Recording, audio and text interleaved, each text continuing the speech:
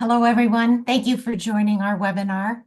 I'm Mary Kate DeLuco. I'm the Communications Consultant at Death Penalty Focus. I'm here with my colleague, Yoko Otani-Sperlin, Business and Finance Director at DPF, and she's behind the scenes running the show for us. This webinar will be taped and will be available on demand in about 1 week or so. And what we will do is send you an email. All the registrants will receive an email from us with a link to our YouTube channel so you can view it. And your friends can also view it even if they haven't registered. And so feel free, please, to share that link.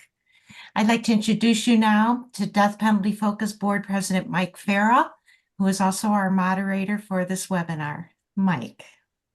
Thank you very much, Mary Kate and Yoko. Thank you all for being with us. I'd say good morning, but it's time zones are all over the place. So I can't, I say good day to good evening, good morning, good everything to you all. I am, as, excuse me, as Mary Kate said, I'm the president of the Board of Death Penalty Focus. We are an abolition organization attempting to and intending to eliminate the use of the death penalty, not only in the United States, but in coordination with organizations around the world to eliminate the death penalty in the world. Today, we have a record number of visitors for our series of this portion of our series on webinars. And I want to say a special hello, if I may, to a young man in Slovakia. He's my friend Lucas. Welcome, Lucas. Glad you could be with us.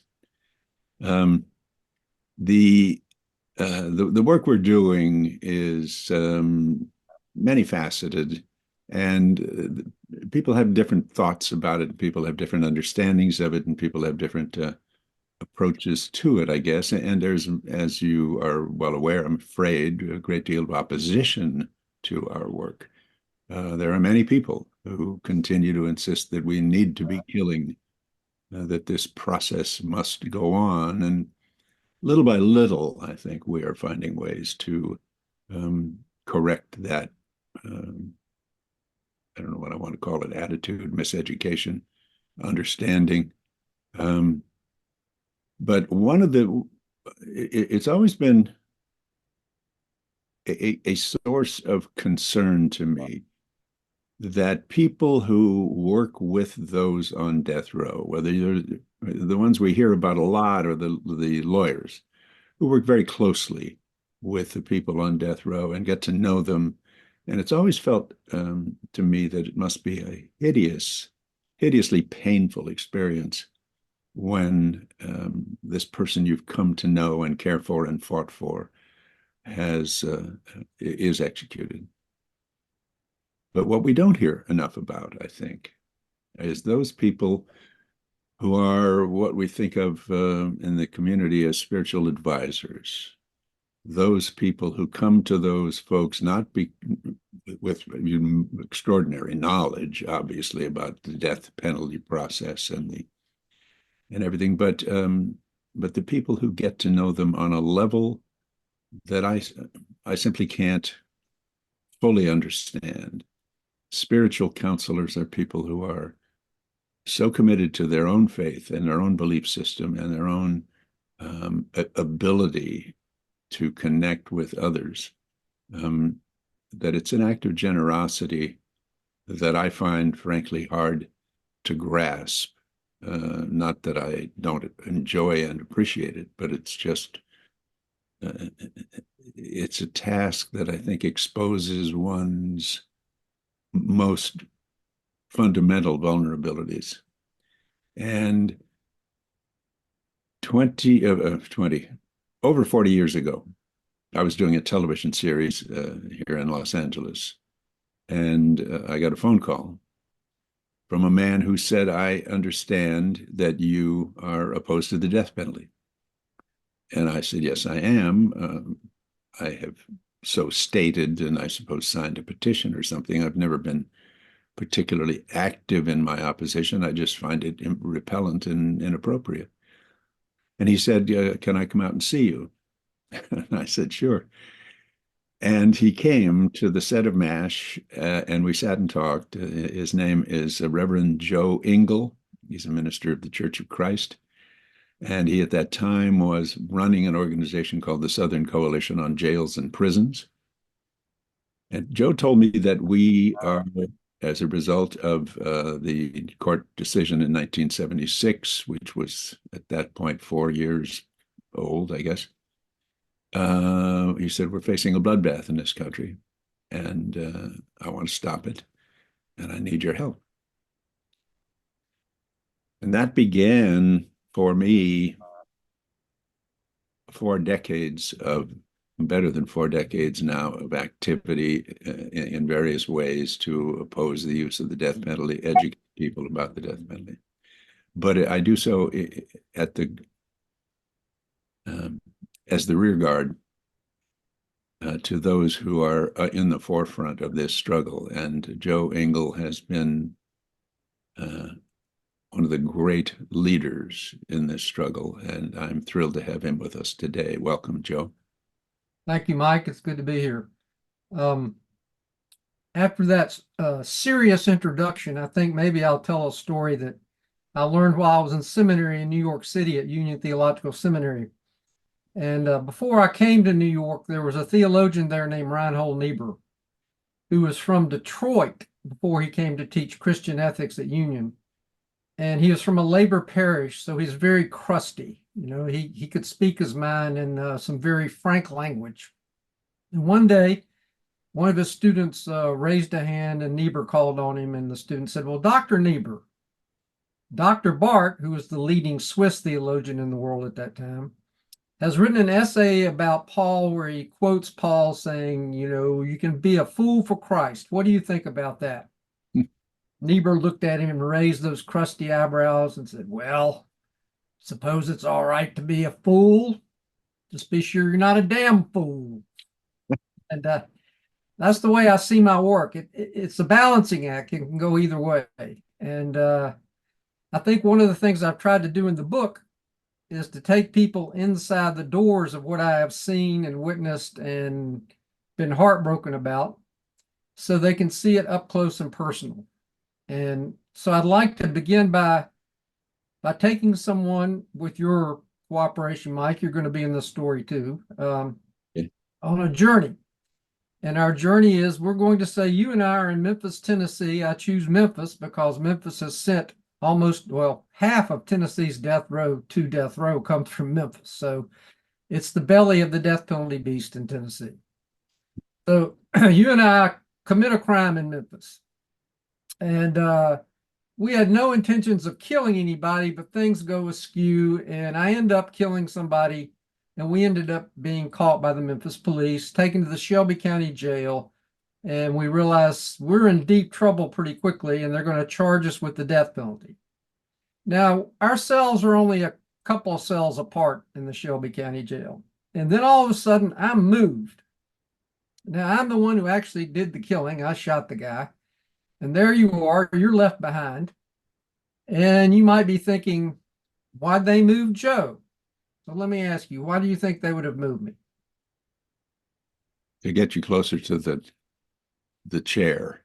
No, they moved me. We're in the jail. They moved me because I've decided to cooperate with the prosecutor.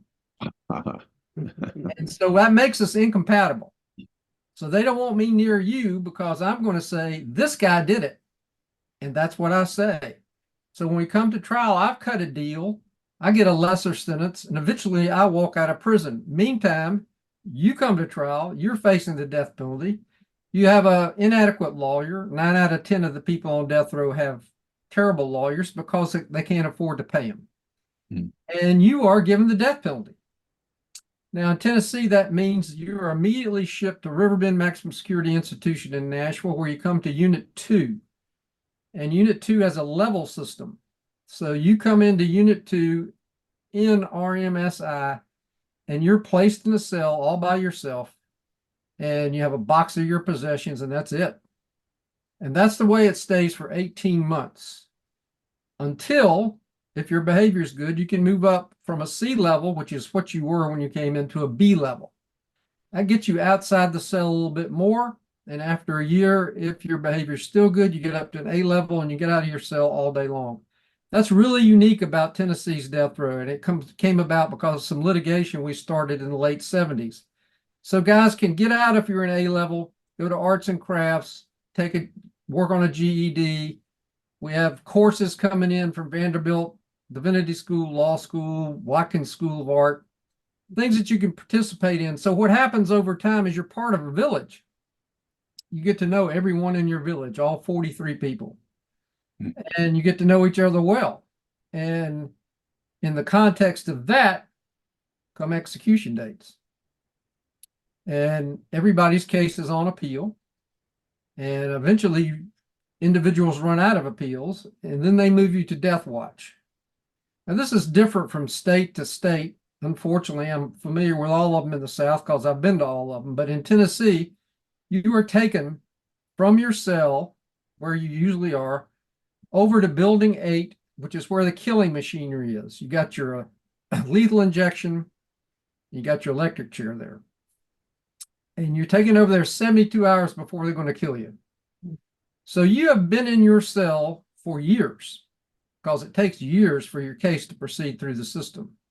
So you've had plenty of time to contemplate about what the state of Tennessee is going to do to eliminate you. And you get over there and you have 72 hours. And the only people who have access to you is someone like me, a spiritual advisor, and then limited visits by your family. And that's like being in an emotional vice, if you will. You have 72 hours to live. You can feel it cranking shut. You can almost feel the minutes as this vice cranks on you. And you're sitting there with your spiritual advisor and you're talking. And the advisor has to leave after the first day. The advisor comes back on the second day, more conversation. And you're pretty much sharing whatever you want to share. And it's usually what's most meaningful to you, because you're looking at your own end. And if you were like Ed Zagorski, who is the guy I wrote about in the first chapter of my book, you're sitting there on the third day with me and we're talking, and you know you're going to be exterminated in about an hour and a half. And we're talking, and all of a sudden the door opens behind me and a guard says, "You need to get out of there." Well, wait a minute, I've got a visit that's been arranged by the warden. I said, wait a minute, I'm not going anywhere. And they said, oh, yes, you are. The warden says the visit's over. So I'm removed. And there's Ed, and we put our hands on the glass separating us. We have a quick prayer. I'm yanked out. Ed's yanked out. We don't know what's going on. And as I stumble outside of the prison trying to find out what's going on, lo and behold, we have a stay of execution. So you can imagine, if you will, all that pressure and that emotional vice closing, and you're really girding yourself to be killed. And then it stopped. Good. There you go. Yeah. Joe, you know, so much of the time, first of all, I should mention your second book is called Closer to the Flame, or Too Close to the Flame, which I think the analogy or the vision explains it entirely. But too much of or so much, I should say, of the work that we do has to do with debating this issue. Should or should not the state be in the business of killing people? Should or should not the state be supporting the death penalty? What about capital punishment? What about the method of execution? What you live is dealing with people who are going through the process you've just described, which is level C, level B, and level A. But beyond that, you talked about the way it is in Tennessee. It's not that way in every state. People Correct. people don't sit in or don't have that family that is built up quite often, and people certainly don't have the access that you've described in many states. Can you tell us a little about some of the other states that you've been in and the grotesque, it seems to me, grotesque inhumanity of the process before taking someone's life? Well, it is, you're taking an individual and putting him in a closet. That's the way you need to look at it. And this person is confined to this closet, told how they're going to be killed, and then it's a matter of time expiring before they kill you. Yeah. Really don't get out of that closet except to exercise for an hour a day. If they let you out, that's always a question. And so you're talking to your colleagues on death row, out through the cell door, shouting down, communicating, getting to know people that way. And that's the way you get to know each other. And then, of course, when it comes down to the end, they pull you out of there and you're walking down through all those cells. And people don't know what to say to you because they're getting ready to kill you. Yeah. You know, they don't know what to do or say, even though they may care very much about you because they've known you for years. And you don't really know what to say to them either. I mean, Philip Workman was really clear about that. He went through 6 death warrants. And, after his third one, he would walk by them and realize, I got nothing to say. I don't know what to say. This whole thing is so insane. And they took him over there and he came within 45 minutes of being killed that time, and we stopped it. So it is just a process that is inherently cruel and evil. That's what it is. By definition, the death penalty is cruel and evil. It's set up to be that way. It's not set up to be anything else. Because, our European friends, and I've been over there several times talking about the death penalty, they think we're totally barbarous. They can't imagine that a civilized country would have the death penalty. And they're absolutely right. It is barbarous because you wouldn't imagine treating a human being like this unless you can put them in a category where they're not human, which is what we do. Somehow when we put them on death row and give them the death penalty, we can do anything we want to them because they're not human. And that's an excruciating thing to witness. Sure. I talked earlier about how we met, how you had the courage to come out and to talk to me about what you were doing, about stopping this bloodbath. And then you invited me to come back down with you to Tennessee, and you took me to my first death row in the Tennessee State Prison. Yeah. And I was obviously frightened, frankly, and not sure what I was going to see. I'd heard about this process, but I was totally unprepared for the fact that here were these men, all men, mostly men of color, some really uncommunicative, unwilling to communicate, some ferociously angry.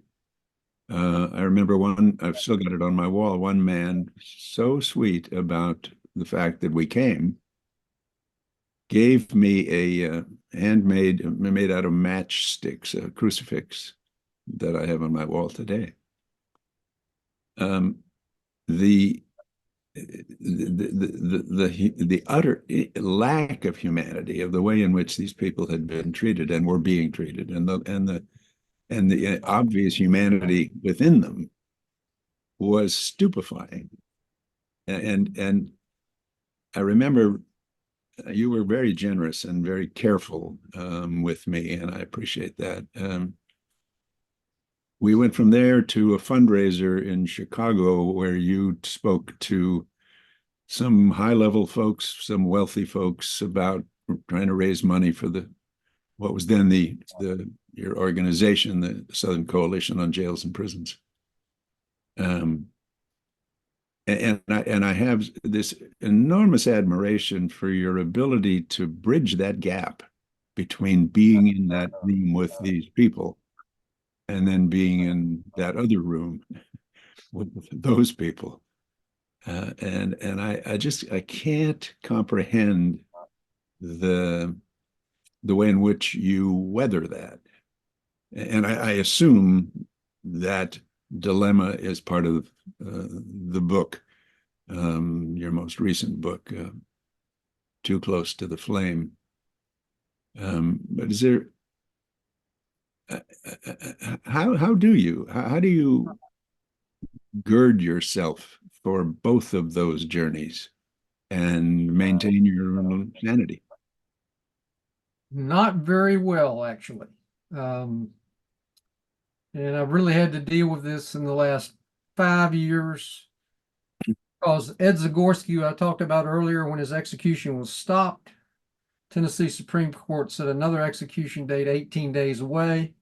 We went through the same process of being in that room with the doors closed, visiting for 72 hours over 3 days, the emotional vice cranking shut.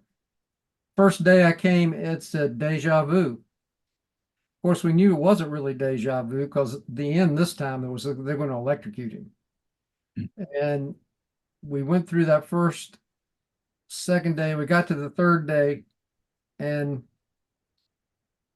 I'm driving out to the prison trying to focus on what we're going to talk about during our last visit. And you kind of gear yourself up. The adrenaline's flowing. In the book, I write a lot about it's very much like being in a battle, except you don't have a weapon. You're on hyper alert. You're aware of everything that's going on around you because you got to be able to respond to anything. I go in there, and it is, well, buoyant. I mean, here's a guy 6 hours from being electrocuted. And I say, Ed, what's up? And he said, you remember that dream I told you about? And I said, oh, you mean about Laurie? He said, yeah, Laurie was a woman he was in love with years before. And it didn't work out. You know, Ed rode off in his Harley. It just didn't work out. And he'd always cared about her, and his lawyers had found, he'd asked them to find, if they could, any trace of Laurie before he was killed. He wanted to know how she was. And they had found out that she had died and brought a picture of her gravestone. That meant the world to Ed. And he had a dream they wanted to share with me. I said, okay. He said, so, you know, I have this dream last night, and this is the last night of his life, that, you know, I always told you that my idea of heaven was I'd go up there and be young women with hardly any clothes on and motorcycles and no cops. I said, yeah, I remember that, Ed. So I think I really had an authentic dream of what the afterlife is like. And I said, well, tell me about it. And this is what he said. He said, Joe, I'm going to try to get through this without weeping. I dreamed I saw Laurie, and she was holding out her hand and beckoning to me. And I was lifted off the ground and was able to grasp her hand. We held hands, and we were flying. And I looked up.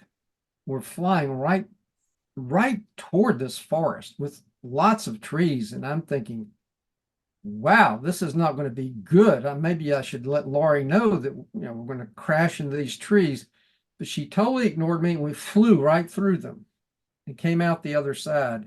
And we went back down to the green grass. The green grass is something people on death row never touch. You know, whether it's Tennessee or California or Florida, you're on concrete the whole time. So when that dream ended with him on the green grass, holding the woman's hand he loved, he was ready for the electric chair. And he said, that's what I'm going to be thinking when they kill me. is I'm going to be thinking about Laurie. So, I had never done anything like that. 2 death watches that close together. One the first time came within an hour and a half, then the second time right up to the end. Do the cremation. I have his ashes on my mantle. And I just can't have them there. So I called up the Federal Public Defender's Office and said, I got to get these ashes out here. Can I bring them to you? We did. And had a service for him. But what that did was, and on top of all the other work I've done over the years with other people in those situations, going back to John Spinkelink in 1979, May 25th, it totally traumatized me. I was emotionally wiped out and sought out a superb trauma therapist who began the process of putting me back together, which took 3.5 years and is still not quite complete, but much better. And she diagnosed me with acute PTSD. And she said, look, you have to look at it like this. If you'd had surgery and your heart was open, that's what you would be like. You would be in an ICU. This is what you need to think about your emotional damage at this point. And she said, when you're in these situations that you've just gone through, your brain wants to get you to either fight or flee. That's physically how your brain works. There's a great book, Your Body Knows the Score, which I have right over here, which describes all this physically, about what your brain does in situations of war, like I just described to you. And when you're that traumatized and you can't flee or fight because you're literally locked in a little area with somebody who's about to be eliminated, your brain freezes and you kick in survival mechanisms. And that's exactly what happened. So I walked out of that prison that night saying I got too close to the flame. That's how the title of the book came about. I literally was too close to the flame, and it really profoundly traumatized me. I'm sure it did, Joe. I'm sure it did. And the courage that you've displayed over all these years to keep going back that close to the flame is, excuse me, is extraordinarily heroic in my view. But let me just ask you that it was only a couple of years ago now that the Supreme Court ruled that spiritual advisors could be in the death chamber. That, it seems to me,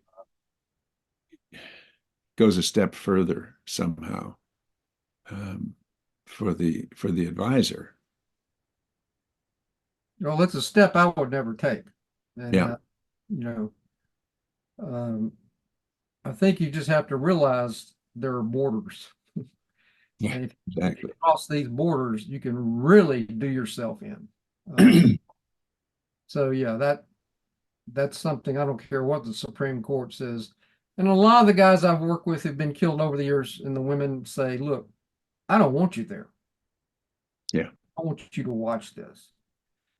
And I did witness one, Willie Darden in Florida on March 15th, 1988. Because I'd worked with Willie for 10 years. He was from Greene County, North Carolina. I grew up born in Pitt County. They're adjacent counties in North Carolina. He grew up in black segregated eastern North Carolina. I was in white segregated eastern North Carolina. And he called me homeboy because we were from the same part of the world. And I just loved Willie. And so I said, yeah, I'll be there for you. So I was in the witness room when they brought him in. And he was innocent, by the way. Yeah. And they brought him into that room, and he looked like an African king, Mike. He was just, his ebony face was shining. They'd shaved his head, of course, so they could electrocute him. And we had worked out that he would see me because I'd be standing up. He didn't want me to be sitting down. All the other witnesses were sitting down. He wanted to be able to see me, wanted to see me stand up. So I was standing there. Had this symbol of the Committee of Southern Churchmen around my neck so he could see it. And they put him in the electric chair, pushed him back against that chair, and strapped him down with leather straps on his arms and legs, and then took his head and slammed it back across the chair. He winced. That's the only time he really showed pain that I could see. And they put that strap around him, around his chin, and he looked at me and gave me the thumbs up. And they ran 2,300 volts through him 3 different times. So when I walked out of there, I said, that's it for me. I can't do this work if I watch my friends get killed. I just can't do it. So that was, I thought, my borderline, and I'd be safe if I stayed behind it. But then I had those 2 death watches with Ed Zagorski, and that blew that out of the water. So you think you know what your borders are, and then you realize you don't. Yeah. You know, you recognize this? Oh yeah, I recognize that. I've been wearing it ever since you gave it to me. Good.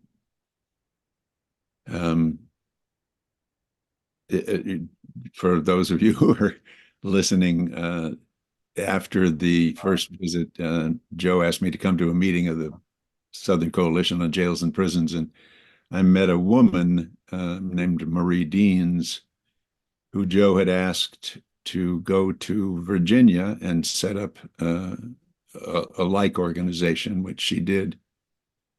And Joe and Marie and I became dear friends. I consider Joe and Marie my mentors in this work. But this, can you tell them a little about?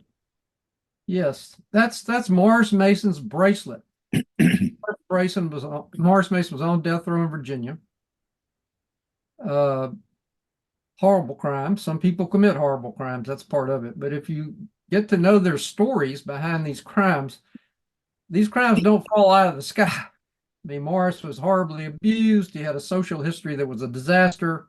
And he came to death row in Virginia, small of stature, maybe about 5'2", almost elfin looking, thin, and childlike, because he had the IQ of someone in the 3rd grade. The guys on death row looked out for Morris. You know, they realized his limitations, and it came time for his execution in Richmond. And Marie and I were outside his cell, and he gave me a picture of himself, which is a copy is in the book, by the way. Handed me that through the cell bars. And he gave Marie that bracelet that you wear. And Marie was just sobbing her eyes out. And Morris said, Marie, don't cry. I'm going to be brave. I'm going to be strong. I'm going to make you cry, make you proud. Don't cry. Don't cry. He was so focused on Marie. And, you know, he said, we calmed down a little bit. And we were talking some more. And this is like 8:30. And they're going to come kill him by midnight. And he said, I'm going to come back and I'm going to show those guys how to play basketball. Talking about his boys on death row he played with. Morris had no concept of death. And so it was like that till they came to get him out of that cell. And at that point, they opened the cell doors. We stepped aside. They led little Morris Mason out, shackled. His hands shackled to his waist, his legs shackled around his ankles, and he's shuffling off to the death chamber. And Marie and I are there. And the warden says, "Do you want to witness this?" And we said, "No, thank you. We're done." And we left. And they put Morris in the electric chair. And this was particularly gruesome. They're all gruesome, but this one was really gruesome because I talked to someone who was in that witness room, Russ Ford, the chaplain. And it didn't kill Morris right away. I don't know what the problem was. He's so small, but they had to reassert the straps, push him back in there. I mean, it was just sick. And it took, I don't know, 5 or 6 repetitions of running the electricity through his body before he was killed. My God. Yeah. So it was just like, please, please. Yeah. What are we doing here? Right. And Morris gave this to Marie? Correct. And Marie passed it on to me, and I passed it to you. Well, God bless you for that. Thank you. I I think of you and him and Marie every day. I was in, I brought up Marie, well, because she's part of our experience, but when one time when I was traveling to Washington for something having to do with Central America, Marie called me and asked if I would stop in Richmond, and because she wanted me to go down with her to meet a young man named Joe Giratano, who was on death row in Virginia. And I did, and she said Joe is innocent, and the state of Virginia had a law at that time. They called it the 27-day rule, that if a person had been convicted and sentenced to death, no new evidence could be introduced in the case after 3 weeks. And I thought that was just insane, and as did Marie. And she said, we've got to start a public campaign to stop Joe's execution, to get him a new trial, and to expose this process for what it is, and enlisted me. And we worked together, and you did as well, for years. Actually, Marie passed away during that process, and I remember the day before Joe was to be executed in 1991. We had a petition in the governor's office asking him to stop the execution. And we sat around, Marie and Dick Burr and Joe and I sat around this table talking about this process we were going through, and that we're expecting to hear word at any moment if the governor was going to stop the execution. And Dick said at one point to Joe, Joe, tell Mike about this table. And Joe said, oh, yeah, this table we're sitting around having our meeting. Joe said, oh, this is the cooling table. After they execute me, my body will be too hot for people to handle, so guards with asbestos gloves will carry me out here and put me on this table for my body to cool. And I thought, I can't comprehend how this process can be allowed to work in a society that believes in the things we claim to believe. And as you know, the governor stopped Joe's execution that day, and commuted him to life with a minimum of 25 years before he could be paroled. And he lived through that, and he is now out of prison, having served his time, an innocent man having served 38 years in prison. But it brings, this process brings you to a place of confronting things that you never thought were possible in life. And a lawyer I had recruited to help Joe's case, and he had helped write the petition that went to the governor and actually stopped the execution, was in the chamber down in the basement, the chamber in death row where the condemned were kept. And he was with Joe, and Joe said, "I'm not going to sign this paper. I'm not going to accept it because there was some technicality." Joe had become a very educated man in the process of doing the work he did while he was on death row. And the lawyer, Rick Schaefer, said, "I want you to sign this paper, and we have to get it to the governor because that's the thing that's going to hopefully stop your execution." And they argued and argued and argued, and there was a guard there, and there was an empty cell next to where Joe was being held. And Rick turned to the guard and he said, "That cell is empty?" And Joe said, the guard said yes. And Rick said, "If this guy doesn't sign this piece of paper, I'm going to kill him, and you're going to have to put me in that cell next to him." I tell that story because it's representative of the utter insanity of this ugly process, and the depths to which people find themselves, willing to stoop in order to carry it out.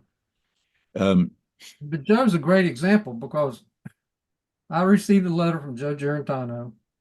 He told me what was going on in Virginia. This was long before Marie was there. So I went over there, went to death row, met Joe, and found out it was exactly what he said it was. I mean, there was no organization against the death penalty. Yeah. The death row in Mecklenburg was horrific in terms of conditions, and he was innocent.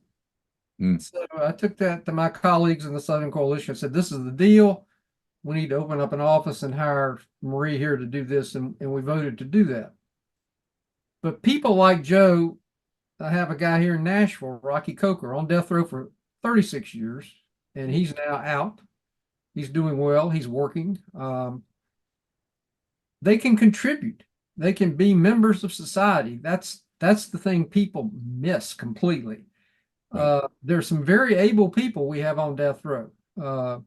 And if we were about a process of restorative justice rather than retributive justice, which is what we have now in this country, folks like that could be out making a contribution to our society. Right. Yeah, we denigrate them, we repudiate them, and we kill them instead of allowing them to become contributing members of our society. I think, people always say, "Well, what about the victims?" Well, the problem is this system does nothing for the victims. Yeah. I work with Hector Black and his family. We actually met in Boston, and Hector was an organic farmer. He's the guy who got me into my blueberry growing, actually, up outside of Cookeville, Tennessee, about 80 miles from here. And I met him at a Murder Victims Family for Reconciliation conference in Boston. And his adult daughter, Tricia, had been raped and murdered in Atlanta. And that family was trying to figure out how to deal with that. And we talked about that and decided when we came back to Tennessee, I'd come meet with the family. And so I did. And, we met around that table in the farmhouse, just the Black family, just really dear folks. Hector, Susie, Annie, their other daughter, adult daughter, was on the phone and from the West Coast. And we talked about Tricia's death and what it meant to them. And what did they want to have come out of this? And Hector was really clear. He said, look, I don't want anybody to get the death penalty about this. And they had been down to Atlanta and talked to the prosecutor, and the prosecutor told me, we're going for the death penalty, because if we don't do the death penalty, this guy's going to get out in 7 years. So when Hector told me that, I said, Hector, I've been to Georgia's death row. I know the laws in Georgia, and that's just hogwash. Yeah. If this person doesn't get the death penalty, they're never going to get out of prison. Yeah. And so they decided as a family to oppose the death penalty for Ivan Simpkins. And as we got into that process of me working with the defense lawyer and getting to know about Ivan, they felt profoundly moved by Ivan's situation. Ivan's mother had drowned his brother. He'd watched her do it. She tried to drown him. He was profoundly mentally ill. And when he committed the murder, he was off his meds. And when they saw all that, as heartbroken as they were about Tricia, they said, can't have the death penalty. That's not going to bring Tricia back. What would be the point of that? And so they communicated to the judge. They didn't want to have a trial. They didn't want to have anything. He said, we do have to have a hearing. And the judge had a hearing. And Hector and Susie went down there, and Hector got on the stand and talked about how much he loved Tricia and what she meant to the family. And he said, I don't hate you, Ivan Simpkins. I hate what you did to our daughter, but I don't hate you. And when he got through that wrenching afternoon and Ivan was sentenced to life, he wrote Ivan a letter, and they began to correspond. And then Hector began to visit Ivan. So that's a long ways from Cookeville, Tennessee to South Georgia. Mm-hmm. And they visited until Hector's death about 18 months ago. So once people realize the humanity of everyone involved, very rarely do you see somebody wanting someone killed.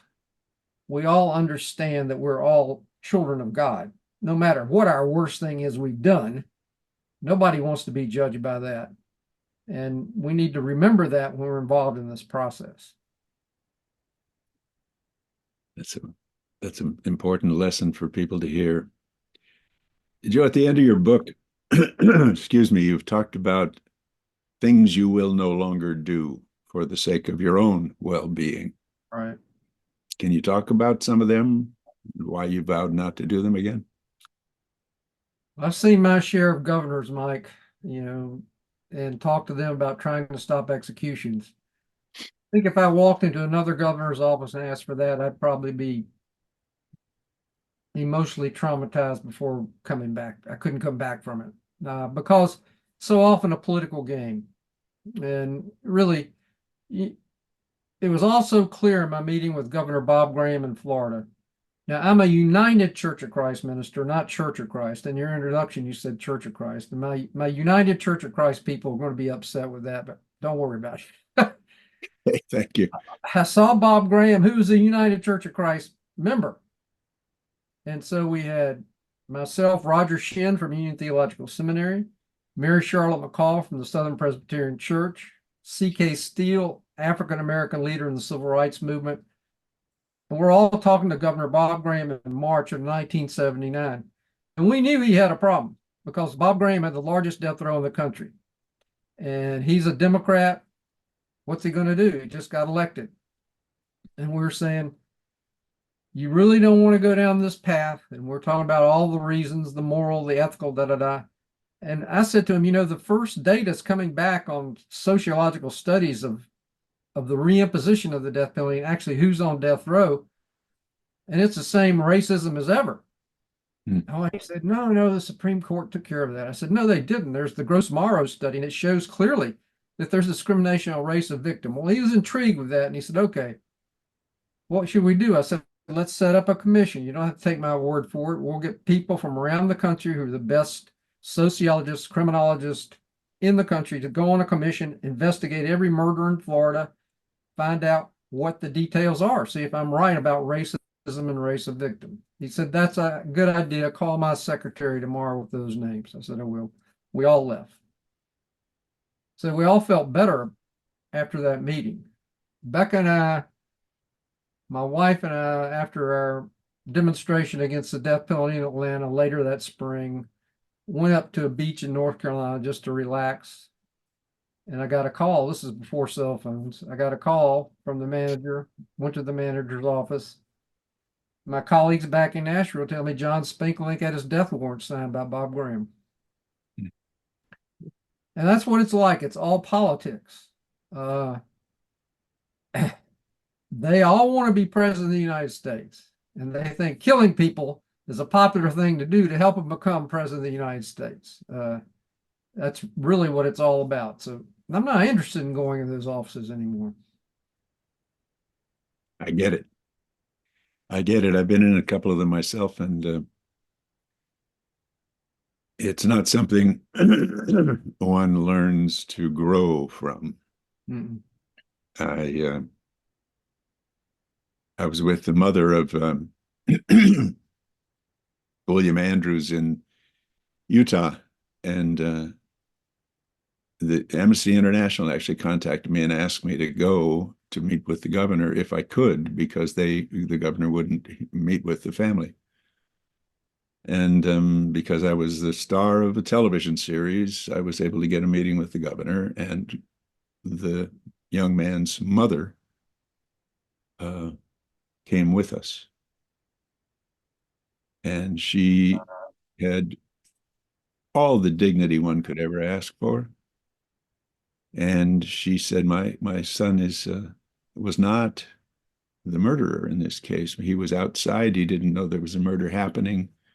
And he said, the governor said, well, I'm sorry,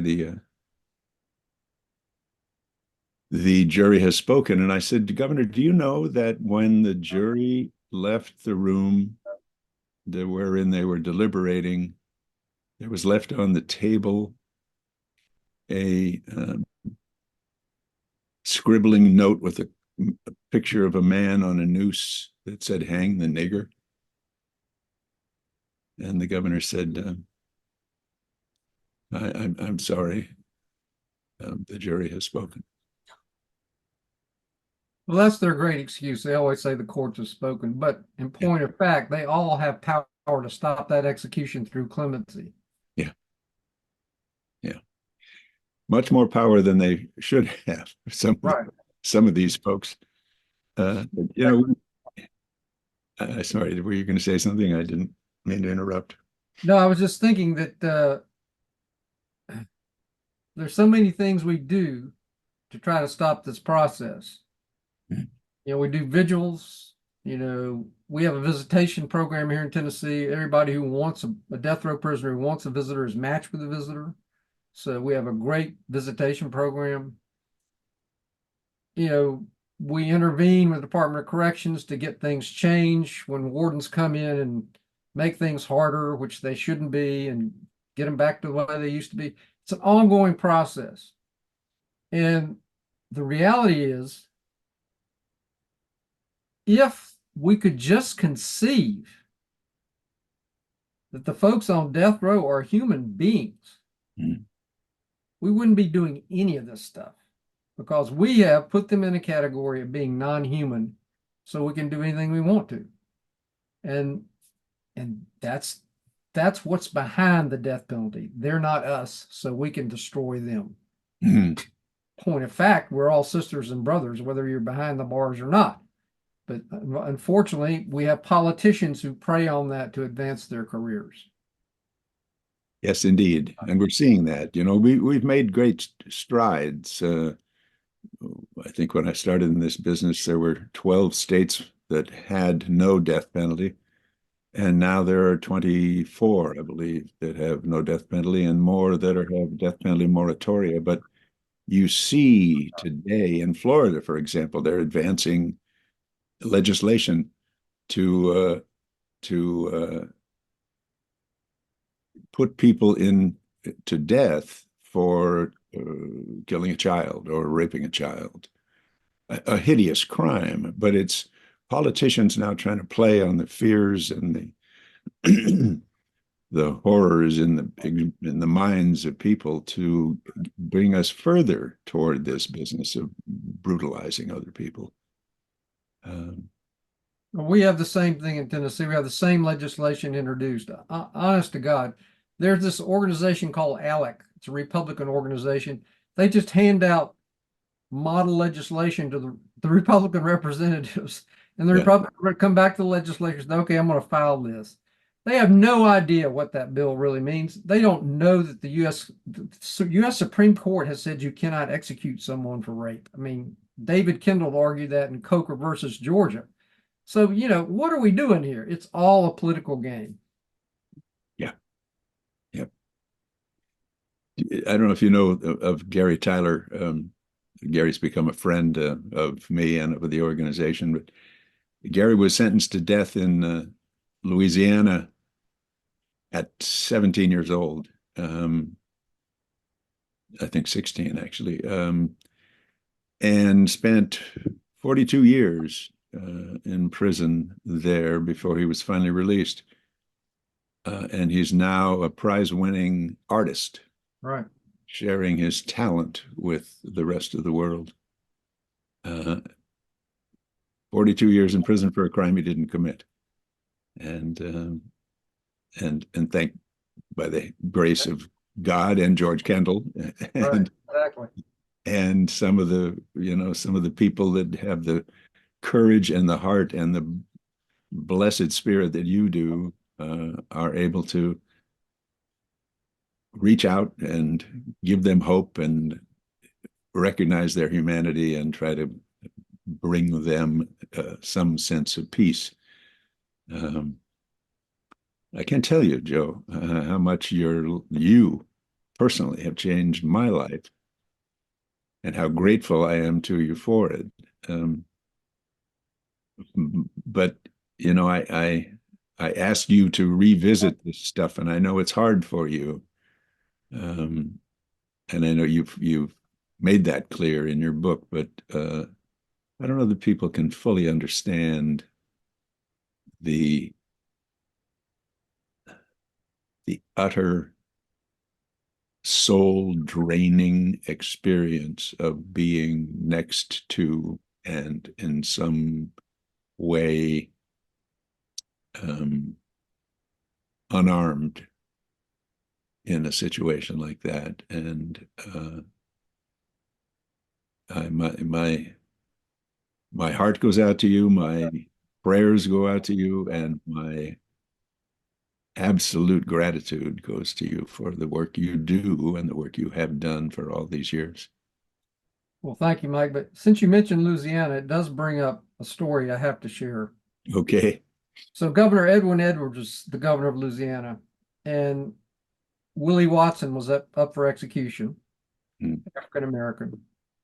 And I contacted Congressman John Conyers from Michigan, and John and I went to the governor's mansion, flew into Baton Rouge. The governor sent his black limousine to pick us up, brought us to the governor's mansion to talk about clemency. And we get there, and the governor's not there. The execution's set for midnight. We're arriving at 11:30, and there's no governor. Good. And we're saying, whoa. And we talked to the aide. He said, he's coming. And sure enough, at 1:45, Governor Edwards walks in. His hair is perfectly coiffed. I mean, I don't know how you do that stuff. He just got off a helicopter, comes in, looks like he'd come out of an acting studio. Gentlemen, how are you? We'll have something to drink. We're 5 minutes from an execution. And I said, Governor, we're about to have an execution here. We need to talk to you about this. And he turns and walks out of the room. And there we are, standing there. And Conyers goes over, he gets Jesse Jackson on the phone so he can talk to Edwards. Time's ticking. He comes back and says, I've stopped the execution so you can make your case. So we sit around the parlor in the governor's mansion and talk to Edward Edwards for an hour. And the lawyers then leave and go to the prison. And Edwards invites us to spend the night in the governor's mansion. And John was about to accept. I said, no, thank you, Governor. We're at the hotel. We'll stay there. We go back to the hotel. An hour later, we get a call. They decided to electrocute Willie Watson. Oh, Jesus. So, no more governor's mansions or governor's offices for me. Well, it's their loss, Joe. It's their loss. In so many ways. I heartily recommend to all of you who have been taking part in this webinar to get a copy of Too Close to the Flame by my friend, Reverend Joe Ingle. And I thank you, Joe, for taking the time to be with us today. And I know this is not easy for you to talk about. I know the work you do is horrendously difficult.